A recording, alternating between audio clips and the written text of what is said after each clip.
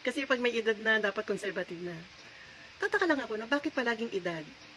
May edad ka na, hindi na sa'yo bagay ang kumembot, hindi na bagay sa edad mo.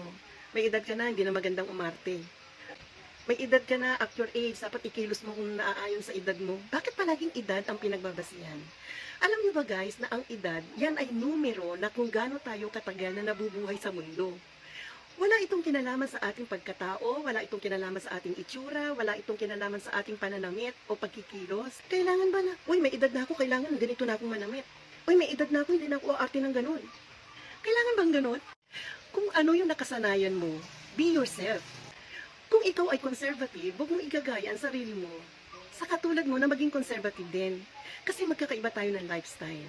Merong moderna, yan, merong katulad mo na conservative, merong mga happy-go-lucky. Kung saan tayo masaya, dun tayo. Huwag tayo magpapasakal sa kagustuhan ng ibang tao. Kung ganyan ka, ikaw yan. Hindi naman ikaw ay siya din. At ako ay siya, at siya ay ako, at ako ay ikaw. Magkakaiba tayong pagkatao. Alam mo ba guys, ang tinatawag sa mga ganyan ay age discrimination. Alisin natin yon. Bakit mo pipilitin ng tao ng gawin ang naaayon sa kagustuhan mo? Hayaan mong mabuhay ang tao sa kagustuhan nila dahil dun sila masaya. Ang sarap kaya mabuhay sa mundo.